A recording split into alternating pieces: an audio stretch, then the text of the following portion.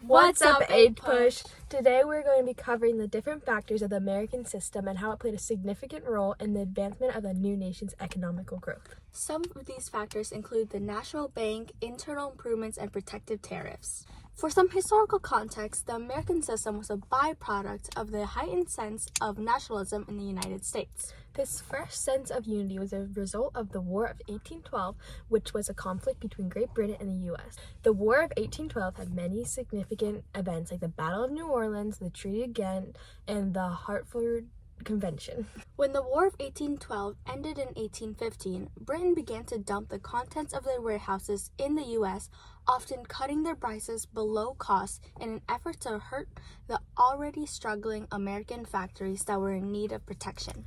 This action set the spark and motivation for the creation of the American system.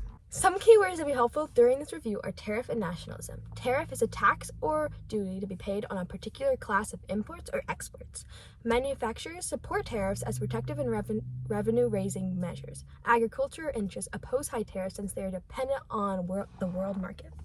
Nationalism is the identification with one's own nation and support for its interests, especially to the exclusion and detriment of the interests of other nations. Now, who was Henry Clay? Henry Clay was an influential American statesman and politician during the 19th century. His role in mediating conflicts and finding solutions to complicated issues granted him the name of the Great Compromiser. Clay served as the 7th Speaker of the House as well as the 9th Secretary of State. He unsuccessfully ran for president in the 1824, 1832, and 1844 elections. Henry Clay played a significant role in shaping American politics and was a prominent advocate for American nationalism and economic development. In this photo of Henry Clay, we see him pointing to an American flag that also covers a globe on the ground. This represents his sense of pride for his new nationalistic American system. The American system was Henry Clay's economical plan to balance the nation's agriculture, commerce, and industries, with the intention to increase the power of the federal government. Clay's system had 3 main parts: a banking system, protective tariffs, and a set of internal improvements to factors such as roads and canals. A strong banking system would provide effortless and ample credit. Protective tariffs would promote and protect the American industry because it produces revenue and support for local industries. Revenue from the tariffs would provide federal aid for the internal improvements.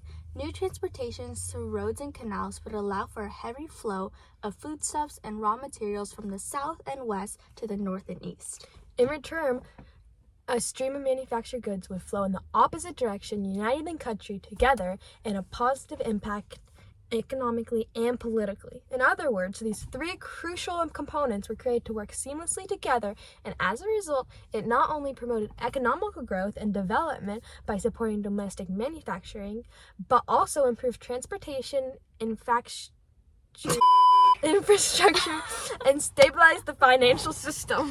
Protective tariffs aim to make imported goods cost more than equivalent goods produced domestically, thereby causing sales of domestically produced goods to rise and give support to local industries. They shield domestic production from foreign competition by raising the price of a good or service. For example, the tariff of 1860 was the first protective tariff in American history that prioritizes protection rather than revenue. It was created primarily to shield New England manufacturers from the inflow of British goods after the War of 1812. Why are British goods so expensive? Buy domestically made American goods. They're much cheaper. This photo provides a great explanation for how a protective tariff works. For example, in Great Britain, a British-made cloth costs $4 a roll. But as that gets imported into the United States, a 25% tariff gets added to the price, now making a British-made cloth cost $5 a roll in the United States. On the other hand, an American-made cloth only costs $4 a roll in the United States. This helps improve America's economy because it incentivizes Americans to purchase the cheaper American products rather than the more expensive British products. As more American products are being bought, the profits of the American industry is increasing, which significantly helps the American economy. With the help of Daniel Webster and other Jackson opponents, Clay was able to get a bill rechartering the Second Bank of the U.S. The purpose of creating the Second Bank of the United States States was to provide abundant and easy credit for the U.S. This new banking system promoted a single currency, making trading more straightforward. It also issued what is called sovereign credit, which is credit provided by the federal government rather than borrowing it from a third-party private banking system. The purpose of the national banking system was to help the United States in becoming self-sufficient economically while incentivizing massive market growth throughout the nation. The third and final component of Clay's system was internal improvements. The profits from the protective tariffs went into building and further developing roads, canals, and bridges throughout the country. Many of these refinements occurred in Ohio Valley. Upgrades in transportation made importing and exporting goods significantly more efficient. Due to the increased efficiency, access to trade ports and markets were widened and more economic opportunities were available. This provided a larger array of goods and service at lower cost and lessened the amount of work to do so. This path is so hard to climb. It's gonna take forever to get our goods up this treacherous path. Look at this amazing bridge. It's so much easier to transport our goods, unlike that other path. Now that we have learned a bit more about Henry Clay and his economic plan, let's break down some of the facts that we have covered. Henry Clay proposed the American system with the hopes to unify the United States. The three parts of his system affected each other in one way or another. For example, the National Bank made trading much easier.